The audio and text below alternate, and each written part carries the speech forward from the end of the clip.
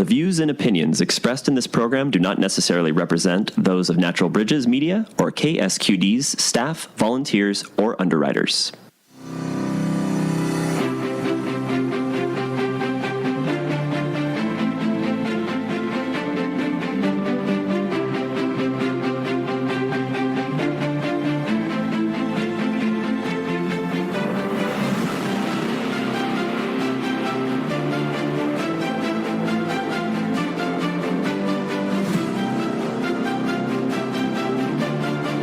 Hello. My name is Jill Cody, and welcome to Be Bold America. Be Bold America is a live, bi-weekly talk show for those who are motivated to step out with the actions necessary to begin reuniting this country and saving our democracy. Today, there are powerful people who think that democracy gets in their way of maximizing money and power. The authoritarian dictator, totalitarian despot desires to enforce strict obedience at the expense of personal freedom. This week, we saw one of the consequences of such an authoritarian force on the House Republicans when only 4 of them would vote for a resolution condemning the president's tweets as racist. When it was long understood that saying, "If you're not happy here, you can leave," as a racially biased harassment, and the House Republicans know it. Yet only 4 out of 197 House Republicans exercised personal freedom to vote their conscience, and 2 of them are retiring. This is one of the ways authoritarians plays out in Congress. We have big things to do. Today's topic is Trump's Authoritarian Playbook. What's next? We will be speaking with Dr. Ruth Ben-Gett, who is professor of history and Italian studies at New York University. She's a specialist of 20th century international and cultural history. She writes on war, fascisms, empire, authoritarian personalities, and the politics of images and sound. She is the author of 6 books, with a new one coming in 2020 titled Strongmen: How They Rise, Why They Succeed, How They Fall. Her book, Italian Fascism's Empire Cinema, recently won an award, and Ruth was whisked off to Edinburgh for its acceptance. I know this because we needed to reschedule this interview, and the timing became even better after an astonishing week of U.S. presidential race-based malfeasance. In addition, Ruth writes for CNN.com, Huffington Post, The Washington Post, and just this past Thursday, you may have seen her on MSNBC's Chris Hayes show. Hi, Ruth. Welcome to Be Bold America. It is an honor to speak with you. Thank you. I'm glad to be here. We are very happy to have you here.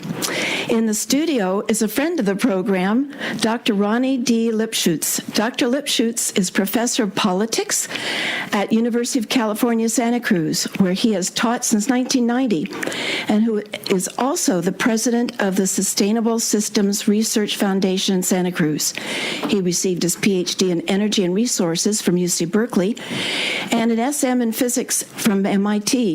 He teaches and writes about energy, social sustainability, foreign policy, global politics, sociology, domestic politics, popular culture, and the surveillance society. He is author and co-author and editor and co-editor of numerous books and articles. His most recent book with Dr. Doreen Sabinsky is Environmental Politics for a Changing World: Power, Perspectives, and Practices. Thank you, Ronnie. Again, welcome to the program. Thank you. It's good to be back. Ruth, I'll begin with you first. Before we get into an intense discussion, I'm sure it will be for the next hour, would you quickly explain what authoritarianism is? And also, in your bio, you wrote fascism in the plural, fascisms. Is there more than one type of fascism? So to start with that, I think, fascism is a word used to describe a one-party state that, started in the interwar period with Mussolini in the 1920s and Nazi Germany in the 1930s. And and it was a dictatorship, nationalist, had social origins, but very nationalist, imperialist. And I say fascisms because Italy and Germany were a little bit different, and I like to distinguish among them. And there are also there were other national fascist movements that maybe didn't take power, but there's a variety of fascisms out there. That's why. Today authoritarianism doesn't need to have a one-party state. It refers at its most basic to a system where the executive, the leader kind of does an executive overreach, and it usually goes with a kind of cult of personality of all of society rotates around a leader, and the executive, is overbearing at the expense of the judiciary, at the expense of parliament. Some people use authoritarianism to describe dictatorships.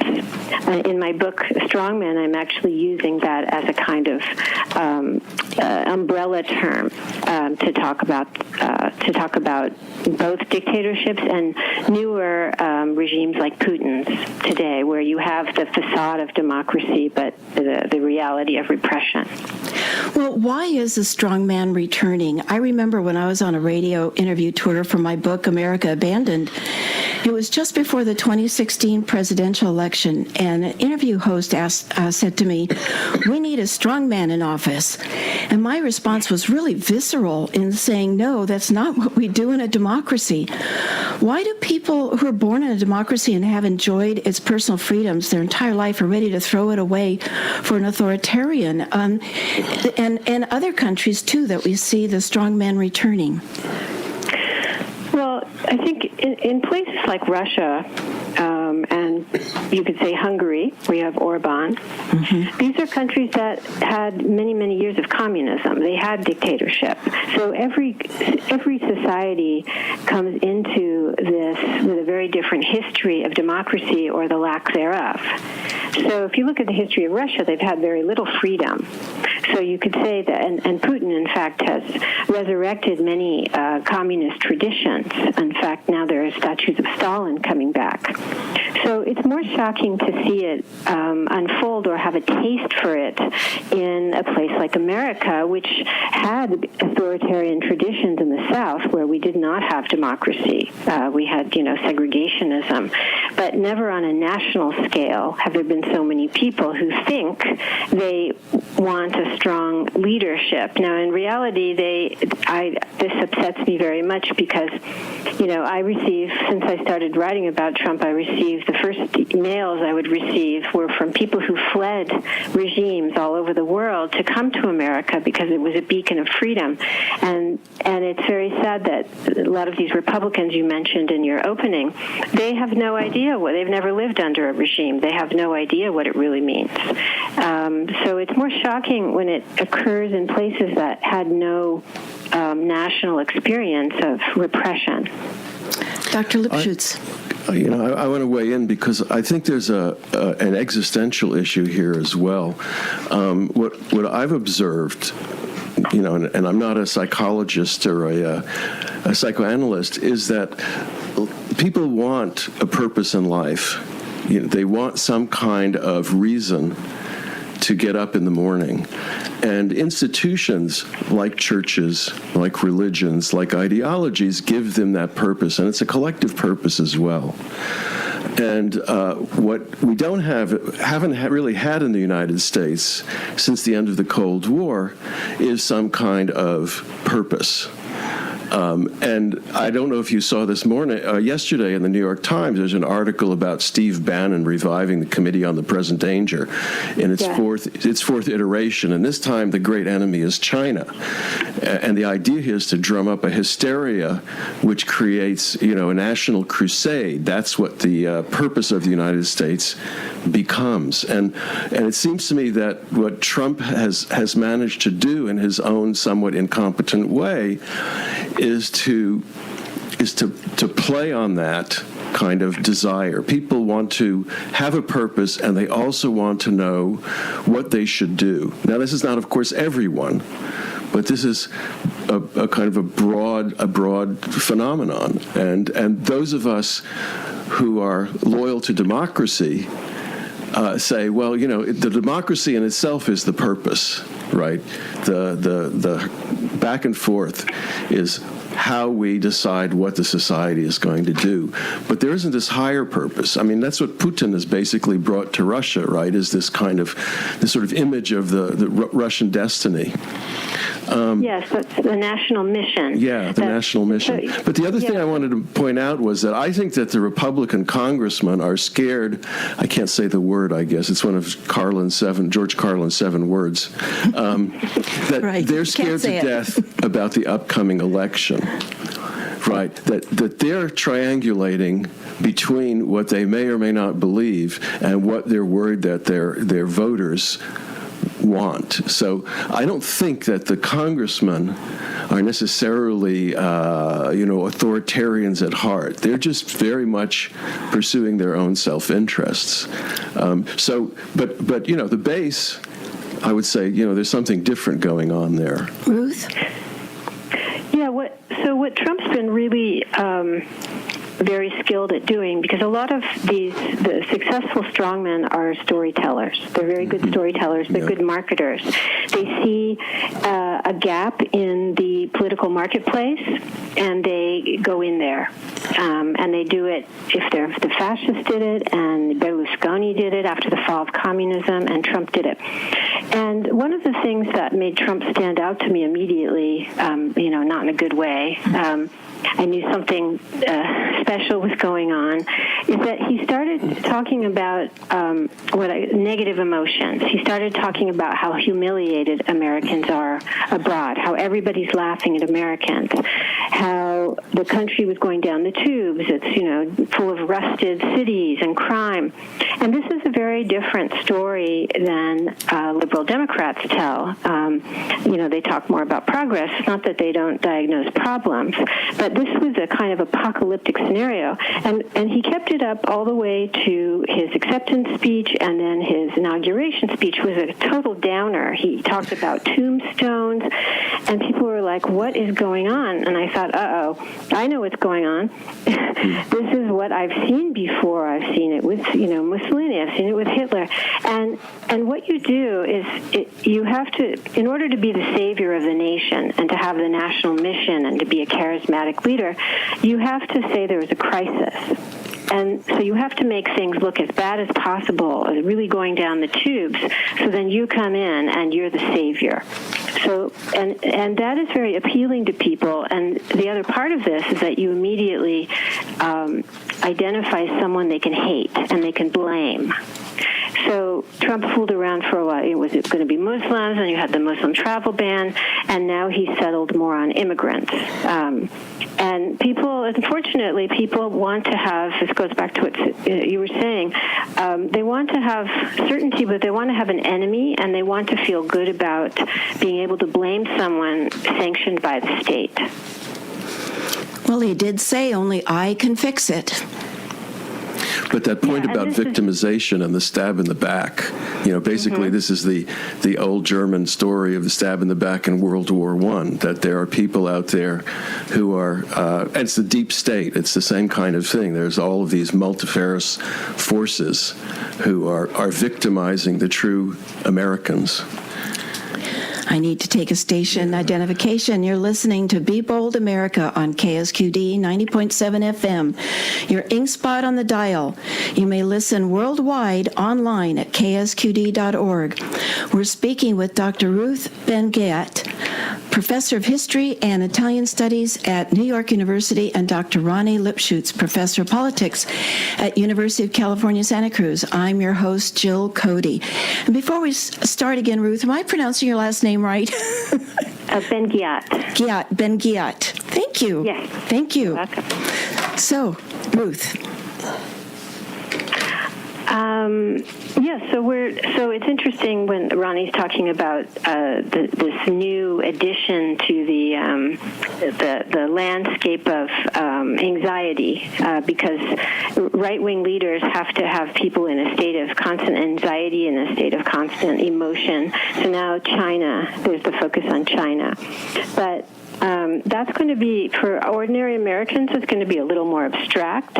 And I think the real tragedy, of course, is the which unfortunately I had shopped around an op-ed that no one wanted a year and a half ago, talking about how I thought the next stage of the authoritarian playbook was going to be the militarization of the country, a kind of internal security state and a kind of forever war inside the country, which is, of course, the border.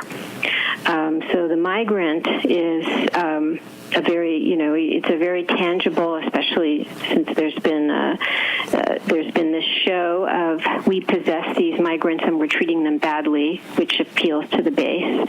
So that's, I think, going to stay a focus for a long, long time. No, I think this, and this began after 9/11, right. And it's a kind of a merging of fear, the lack of national mission, and the technology. All coming together. And, and many people think, well, we've already been militarized with police driving, armored vehicles and things like that. The Defense Department has been happy to get rid of its surplus equipment, giving it to cities. So all of these things, right, are sort of building up to that, or seem to be. Yeah, and so one of the things about to Jill, to your why do these people, why do these strong leaders come up, and why do people like them? What often happens is that there are all these things going on in the culture already, illiberal movements and anxieties, and then once in a while somebody comes on the scene, often from outside of politics. Or from a fringe movement, they pose as a kind of rebel, a disruptor. In Americans like to say disruptor, and they say they're going to shake up everything. And there are these very charismatic figures, very problematic figures, larger than life, and they end up coalescing around themselves all of these things, like Ronnie was saying, that are already going on, and they give form to them. And they're very appealing to people. And one of the things that in my research for my book, which is going over 100 years, keeps recurring is that when you have the right person, they end up with these coalitions that are totally heterogeneous, like people who had nothing to do with one another. You have clergy and thugs, you have businessmen, and you have all kinds of people who are swept in by these strong leaders who also are complete BSers. I'm not going to say the word because that's the other rule, where they'll literally say they're professional liars, right, all of them. And they say one thing in the morning to one constituency, and they say the opposite in the afternoon. And yet it doesn't harm them, and the lying doesn't harm them. And this is where their cult of personality holds everything together. But what happens is when you've had all these illiberal trends already going on, they get hugely accelerated. And so militarization is one of them. Oh, my. Well, talking about the cult of personality, Jim Comey said something that really grabbed me, which he said, the former FBI director that Trump fired, Jim Comey said, "Trump eats your soul." And I thought about that, and it reminded me of something that I had researched a while ago, and that is the dark triad personality. And the dark triad personality is narcissism, psychopathy, and Machiavellianism put together. And then just recently this week, I heard Stephen Colbert call Trump, he's like a creature of pure energy, and our horror only makes him stronger. and the dark triad personality to me is when you talk about a cult of personality, I think people see him as a narcissist, and that's true. But I think he's much worse than that when you start putting the psychopathy and the Machiavellian to it. Now, I'm obviously not a psychotherapist, but I can read and I can observe. And with narcissism, we can see that, that he believing that he's better than others and constantly fantasizing about power, success, and attractiveness, and having disdain for inferior people and exaggerating exaggerating achievements and being boastful. But a psychopath also is drawn to the limelight and likes to be in positions of power, and they have, grandiose estimation of themselves, and they constantly need for stimulation, and they're serial liars. So we've got that, but then you add the Machiavellian to it, which is the usage of fear and the frequently cunning and deceitful and cynical disregard of morality. And I'm wondering, Ruth, just how many people in history have really been that dark triad personality where you get that perfect storm of these three put together, and they make a very powerful authoritarian. What are your thoughts on that? They do, and well, thank God not that many have gotten, because it's not easy to commandeer a whole country and get to power, but the ones who are successful pretty much have the same personality, and it's with zero pleasure that I say that all the things you described, Trump maps on almost 100% to all of these rulers, whether it's Mobutu in Congo, which he renamed Zaire, or Mussolini. They all are similar. But what they also, because of this, have a lot of weaknesses, and it's very frustrating that we don't learn from history. So one thing is because they're narcissists and they crave attention, they want to colonize our minds and our attention 24/7. You have to take their oxygen away. So I'll leave. I know you have a part at the end about what not to do, what to keep doing, so I won't. Yes, the keep, start, stop. Save it for, yes, save it. Yeah, but they're very weak and brittle. They all act the same. This is why they keep firing and hiring people, and they abuse people. They ritually humiliate people because they're actually extremely weak people. And if somebody stood up to them very directly, they crumble. And one of the again, this is very frustrating to me because I understood immediately what was going on during the debate. The Republican, he was just a candidate.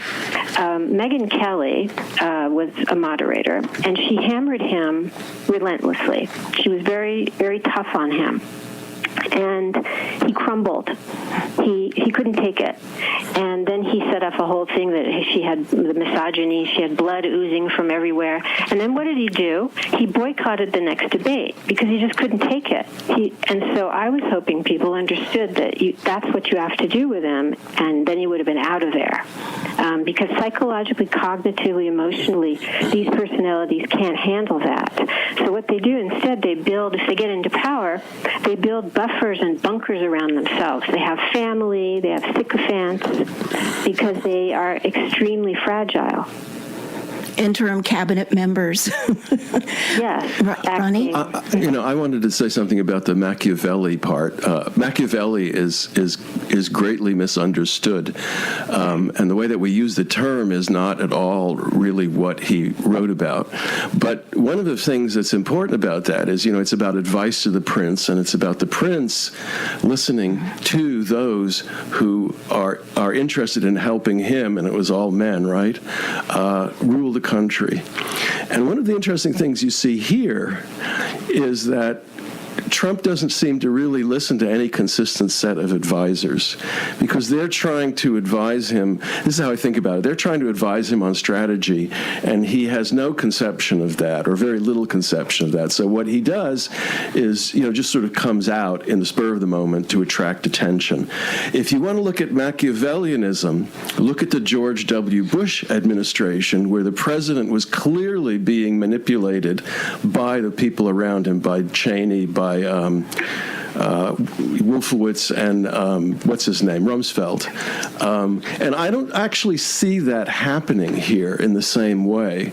That doesn't mean he's any less psychopathic or narcissistic or dangerous, but I don't want to put too much on the idea that there really is something coherent going on here. And maybe that's part of the authoritarian playbook, right, is that you keep people on their toes by not actually putting forth any kind of of coherent program or strategy. As I think about it. That is exactly right. In fact, one of the things that keeps recurring through all these profiles of these leaders is that they rule by chaos. Yeah. They keep everything in a state of chaos. And again, the precedents are not flattering to our situation. It's Mobutu, Gaddafi, Saddam Hussein, Hitler. Hitler was less. He actually kept the same people working for him for like over 20 years, from way before he got power. But the rest of them are hire and fire. You never know where you are. They have they have emotional outbursts. They're very irascible. So it's chaos, administrative chaos too. So I'm glad you raised that point, because that's an important part of it. And people, there's a lot of psychological anxiety, and scholars of these other rulers say that one of the most devastating things, because some of these people they're in power for decades, is that you're on the edge all the time. You're living with uncertainty. And we've already seen that. We got a taste of that right after the inauguration with the very chaotically implemented Muslim travel ban. And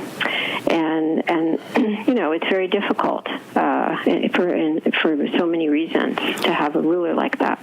Well, even his inaugural speech was American carnage. Yes. Yes, and would it be Machiavellian? I see when he came in, there was also the demonizing the FBI and the intelligence agencies, and now they're shutting down departments, or at least saying if you don't move in a couple of weeks, you'll be fired. And in the case of the USDA scientists, there's no building for them to move into in Kansas City, Missouri. Yeah. And actually, it's not an untold story, but if somebody puts everything that's happened to the bureaucracy, which isn't a sexy subject, but it's very important, it's devastating. It's absolutely devastating. There's certain agencies that we hear more about, like the State Department, where thousands and thousands of people have left. And there's also with authoritarians, they have different ways to get rid of people. They have firing people, but they make it a hostile workplace, and so people leave. There's many ways to push people out, but what's happened to the bureaucracy is staggering, actually. And this is part of. I agree with Ron. I don't think that Trump himself has this grand strategy, but the people around him do.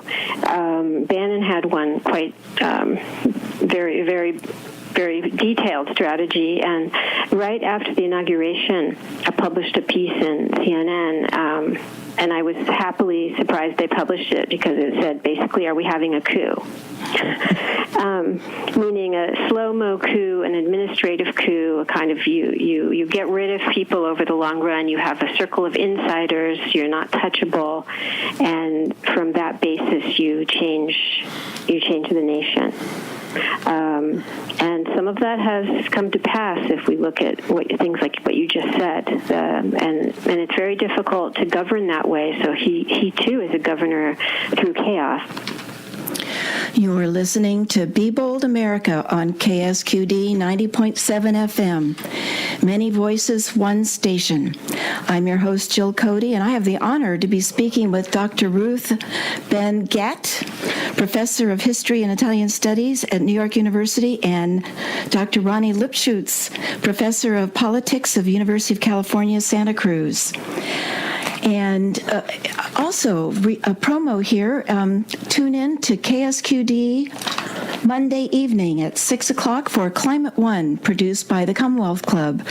Climate One is a forum for candid discussion among climate scientists, policymakers, activists, and concerned citizens with a focus on energy, the economy, and the environment.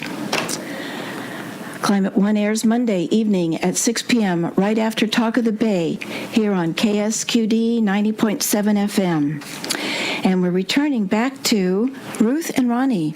Ruth, something else in your mind there that I interrupted you with? No. Just one other thing about the lack of that both of you have mentioned in some way about the amoral character of these people. And it's very it's not cheery, but these are really rulers, and I'm including Trump, who they don't see any value in human life beyond what people can do for them. And Trump has manipulated and use and discard everyone in his entire life, practically. Even his father, who, as we now know, gave him something like, I've forgotten the number, $100 million. He bailed him out every time. He just saved him over and over again. Trump tried to rewrite his father's will while the father was still alive to try and get all of his money.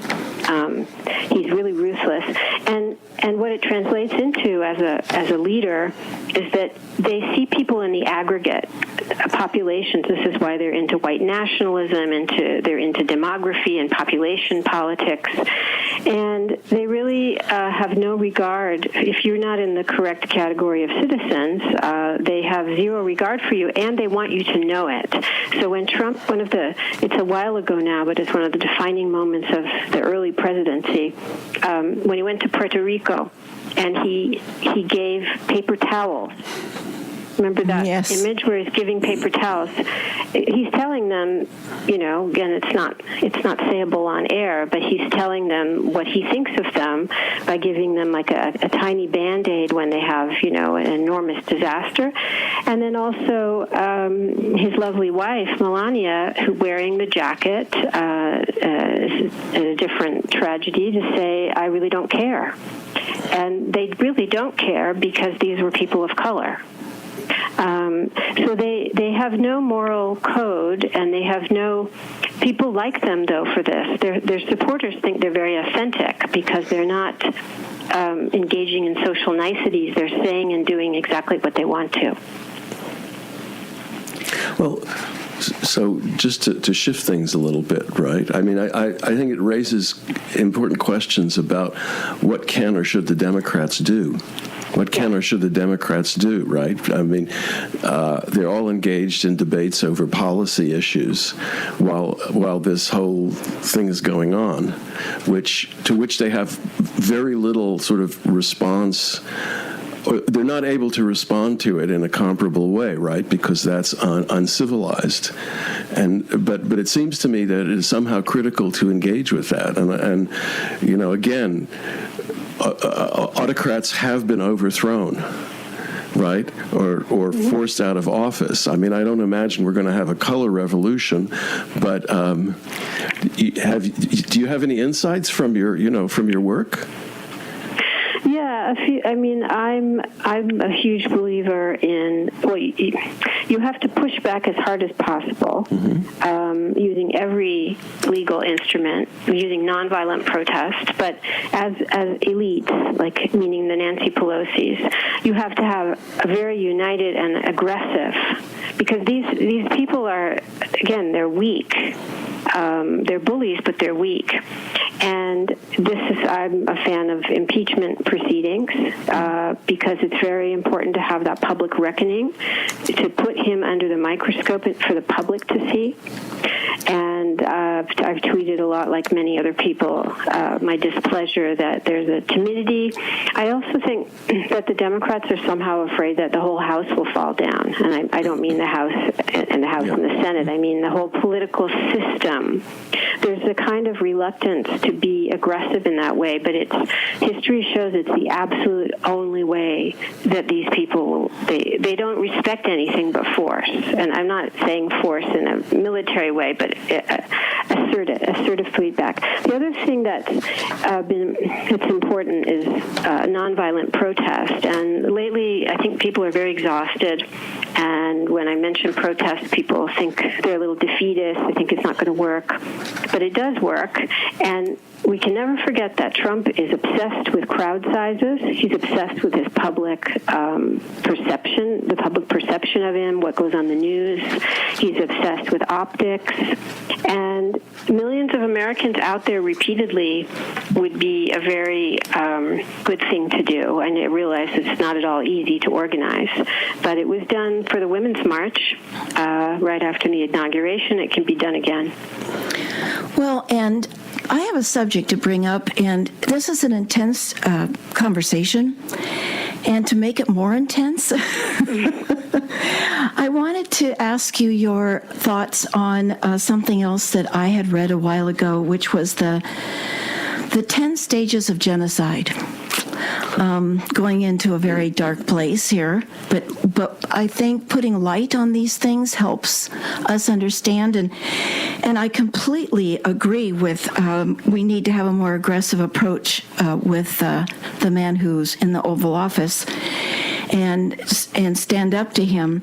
But I see when I was reviewing the 10 stages of genocide, bits and pieces of stages 1 through 8, 9 and 10. So 1 is classification, which is distinguishing people into us and them based on ethnicity, race, religion, and nationality. And, the refugees of the borders, the sender back chance, the zero tolerance policy, talking about bullets dipped in pig's blood. I mean, we wouldn't do that, of course, so that must be that class, those people. And the other being symbolism, give names or other symbols to the classifications of ethnicity, race, religion, and nationality. And, of course, right away, he talked about Mexicans being murderers and rapists and Muslims being terrorists and blacks are lazy. But also I thought what was interesting is his symbol of his hat, which is really the symbol of his ethnic classification, the MAGA hat. And then there's the discrimination. A dominant group uses the law and custom and political power to deny the rights of others. So he says, if you're not happy here, you can leave, or reverses the long-held and valued asylum laws that this country's had. And then 4 is dehumanization. Dehumanizing is when one group treats another group as second-class citizens. Well, we see that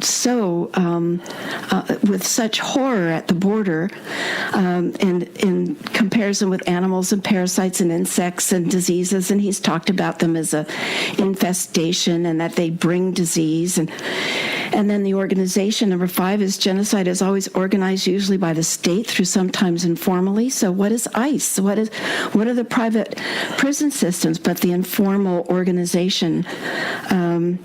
The Border Patrol Facebook group that basically said if they die, they die. 6 is polarization. And, extremists drive groups apart. And I just feel like the GOP has just been polarized out of society here by their silence. And then preparation, national or perpetrator of group leaders plan the final solution. And just this week, Trump promoted an activist who called for the final solution on Muslims as a British political commentator, Katie Hopkins. And then 8 is persecution. Victims are identified and separated out of by their ethnic and religious identity. And it seems to me, why would they want the video of Pence out there in front of the cages with the male refugees if they didn't want to show that they've been persecuted and dehumanized for their base? So 9 and 10 is extermination and denial, and I don't see. But what are your thoughts on that? Because I don't know how else to raise this. That things are more serious than I think the general population or even our democratic leadership realize. Your thoughts, Ruth? Well, some of the classic genocides we know were done during war. Or situations of military occupation, which were also wars. I'm thinking about the fascist and the Nazi ones. There's certainly ones that are not like that, like Stalin's genocide of peasants and many others. I think that it's not clear at all what it's a very large country, very complex country. It's not clear at all what the final outcome or goal is. I have tweeted, I think that, there could be a push to get rid of people from the nation to see what happens today with authoritarians. Because of social media and other things, genocides are a little bit rarer. They're certainly not gone. You have Syria, etc. But they try and encourage people to leave, or they lock people up, which is what China's doing. I don't know if those people are being exterminated. I don't think so. We don't have that much information about what's going on. They have 1 million or 2 million people locked up, the Muslims. But what is very clear is Trump has been very successful in creating an enemy, and it's interesting, a lot of Americans already hated immigrants.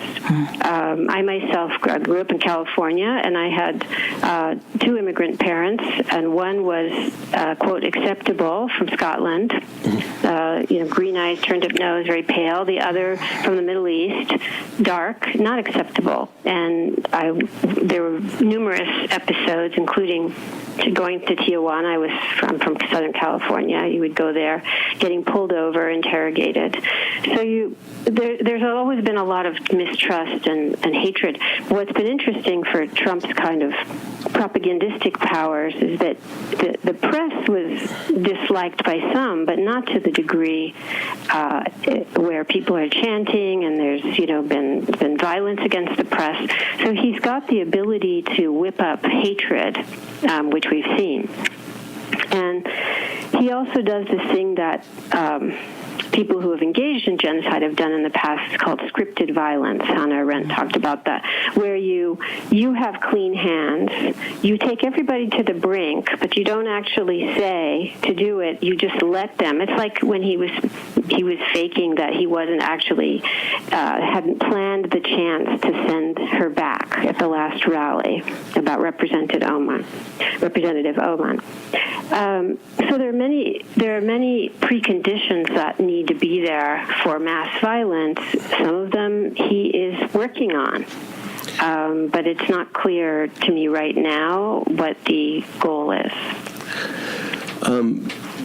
One of the things that facilitates that kind of violence. One of the things that facilitates that kind of violence is geographic, separation or location.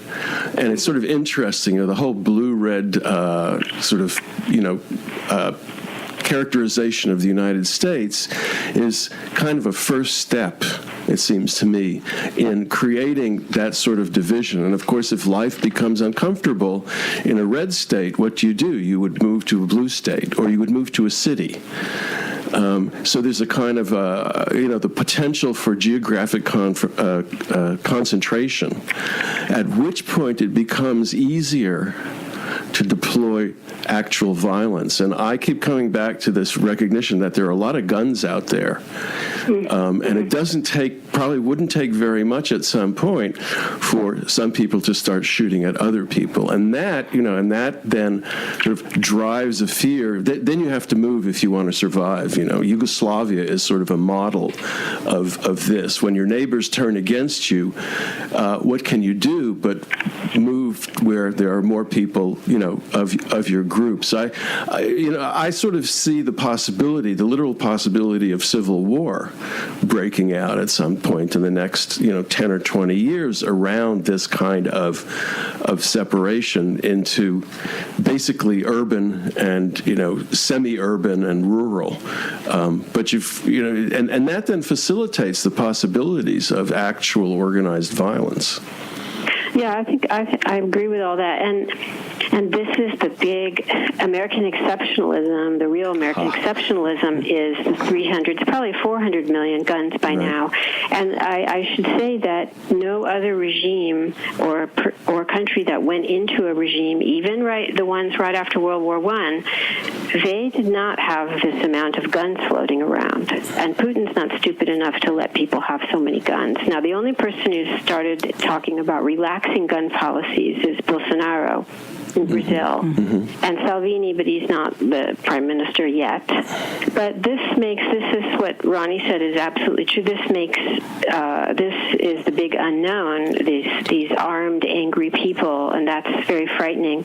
And I also agree that you have the Civil War precedent, and that mediates, so that's why when I said I don't see an outcome, it is more towards civil war or perhaps but the ideological outcome they want is clear. They want a white ethno-state, a white nationalist ethno-state. The rest, I agree more with the trajectory that Ronnie laid out. You are listening to Be Bold America on KSQD 90.7 FM, your ink spot on the dial. Listen worldwide online at ksqd.org. Hi, I'm Amy Goodman, host of Democracy Now! Tune into our award-winning morning news program right here during prime time, 8 o'clock weekday mornings, right here on KSQD, on KSQD. Our independent news program offers diverse perspectives, unique opinions unheard in the mainstream media, live as the news unfolds. Tune in for Democracy Now!, the War and Peace Report, weekday mornings at 8, right here on KSQD Community Radio, 90.7 FM. Also, after last week's program, we were discussing bold solutions for a democracy in crisis with our guest, Johannes Epke, the legal counsel for American Promise. He gave us permission to post their handout, 7 Ways to Make History in 15 minutes a week. And if you're interested on how to make history in 15 minutes a week, visit JillCodyAuthor.com, and it's posted there as Be Bold Toolbox Strategy number 6. Now, back to our guest, Dr. Ruth Ben-Ghiat, Professor of History and Italian Studies at New York University, and Dr. Ronnie Lipschutz, Professor of Politics at the University of California, Santa Cruz. So, Ruth, I did have a question, just for you personally, because, what is it like on you personally to know what you know and see what's playing out in this country? Several years ago, I started writing my book, America Abandoned, The Secret Velvet Coup That Cost Us Our Democracy, and I could see things coming and watched our democracy start slipping away. And I'd be talking to other people, and it just wasn't very interesting to others at that time. And I felt so alone because I could see what was ahead. And I'm wondering how this is affecting you, too. I would say that I started writing in 2015 about Trump and did a lot of op-eds from then, and I've been doing them ever since. But in that very early period, I never felt alone because it's a large country and there's many people doing good work, but. I had decided to write for CNN, which really reaches, it's the website, it reaches a huge swath of the population. And this was seen a little unusual. It wasn't writing for the New Yorker or the New York Times, and it also wasn't writing for the Nation. And so I would receive many unpleasant emails from people because I was the first to say certain things, maybe not the first, but in a small group. But one of a nice thing is that there's a large community of people who do see what's coming and are working very hard. And I think the media doesn't cover we can call it resistance, we can call it pushback, the vast quantity of amazing initiatives that are happening around the country to push back against Trump, from people who are in ethics, like the CREW is their acronym, to I advise a group called Protect Democracy, and they are former Department of Justice lawyers, and they've done a huge amount of legal work to, I actually signed on to an amicus brief suing, it's PEN America, the organization that's for freedom of expression, sued Trump, and I signed on as an expert to that. There's a huge amount of activity that we don't hear about, and that's a shame because that would be very uplifting for many Americans who may feel a bit hopeless. So yes. I feel a community. At the beginning, I felt isolated and also got a lot more hate mail and had problems. I had to move my office, had security problems. Oh, my. Wow. Yeah, well, when you're early doing things, or people also thought it was alarmist. and there was a discussion in history among historians, should you even be doing this? Should you be, forecasting in this way? And I decided to ignore all of that because it's just what I had to do. I have this knowledge, and I need to try and do civic education. But now there's a big community, and that I definitely am part of. I just wish the media would cover the amazing efforts that people are, engaging in all over our country. So, what is next? Trump's Authoritarian Playbook. What's next? Yes. Get your crystal ball out. That's just the point, who knows what's next, right? Some of it depends what the Democrats do, but the Democrats don't seem to, meaning the leadership, don't seem to want to do much. I think we are going to hear from Mueller, but I don't think that there was a whole Mueller is our savior period. I think I never was part of that. I think people were looking desperately for something to draw them out of the situation. I think some things are going to get a lot worse. There's the roundups, the ICE. I see ICE as a kind of paramilitary. Yes. Now all of that's going to be exacerbated, and it's just not clear what direction it's going to go in beyond these ideological things that we've seen, that we've talked about. Those are going to continue. Now I'm going to ask you to get your 8-ball out now and ask the question is, if Trump is reelected, what's next? It's what gets me dismayed is that we're so far from November 2020, and so many things are already happening. Right? If he were reelected, then I believe he would try and act on a lot of the things he's been talking about, like jailing journalists, because it took him a while to get the right participants, meaning the right craven and corrupt people. He now has Barr as Attorney General. That's very important. And because of that, all kinds of things have happened that are going to allow him to do more what he wants to do. Because the other thing we haven't mentioned, and this was true with Berlusconi also, Trump is one of the most corrupt rulers ever. He's one of the most corrupt men in America ever. And he needs to stay in power no matter what, so that he doesn't go to jail for all of his fraud and his crimes and all of the things. And so government becomes a kind of self-defense.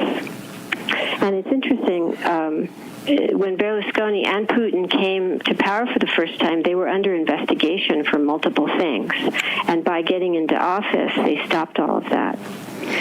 So if he's reelected, he's going to feel he has a mandate to move on some of these more authoritarian things. He'll also feel that he can get away with anything.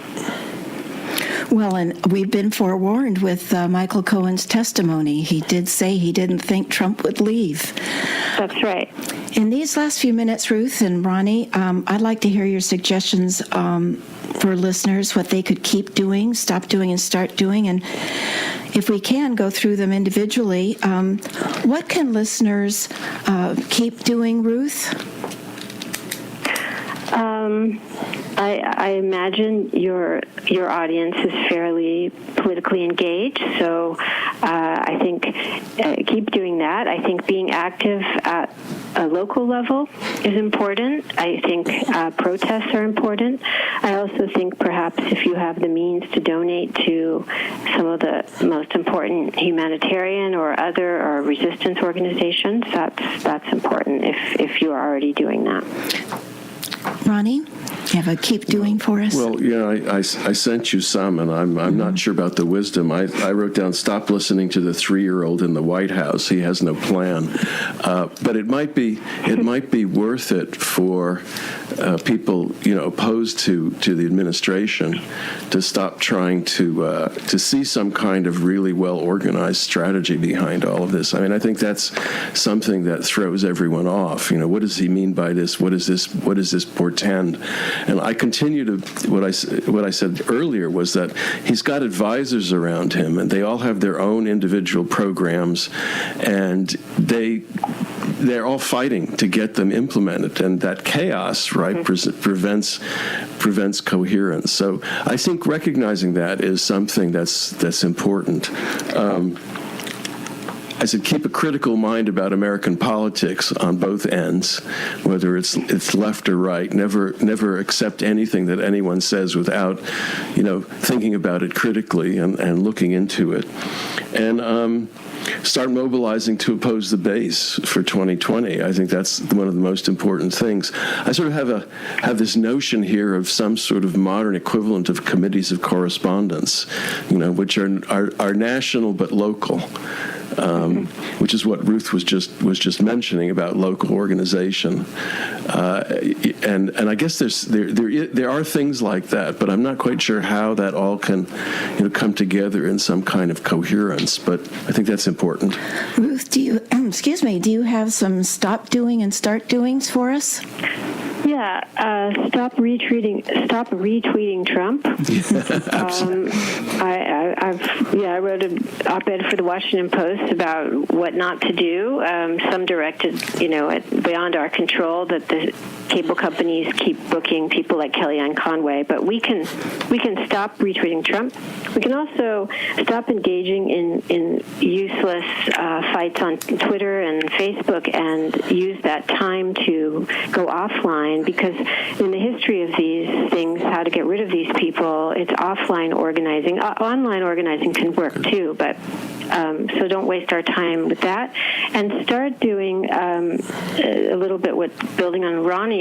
Voter registration is really important. We being the people who would like to defeat Trump, we will have to win by such a huge margin, because there's going to be voter manipulation, voter fraud. There's going to be all kinds of things. So the more people who can be registered and that kind of grassroots work, that would be something that would be important to start. It is going to be a mobilization election, that's for sure.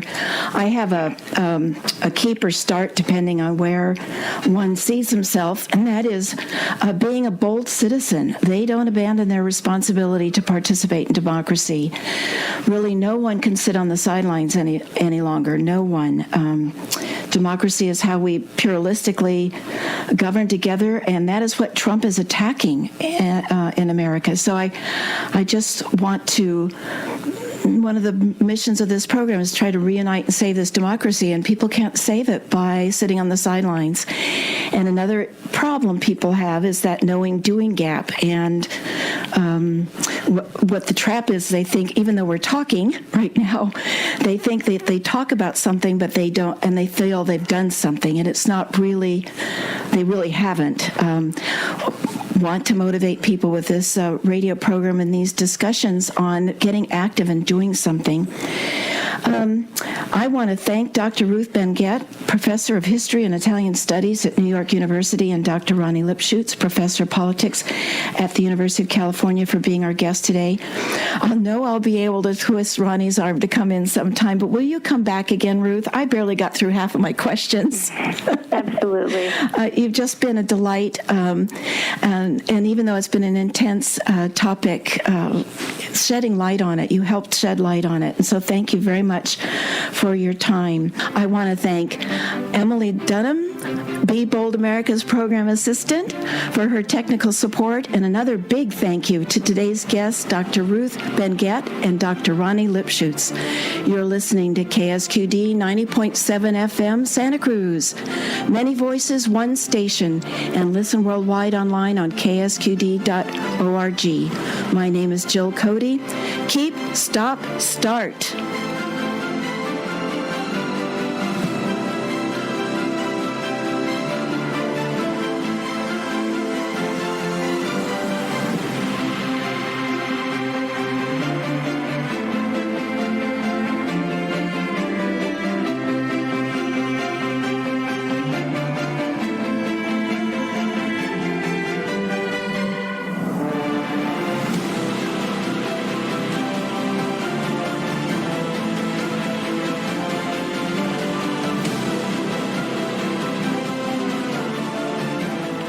You're listening to KSQD Santa Cruz.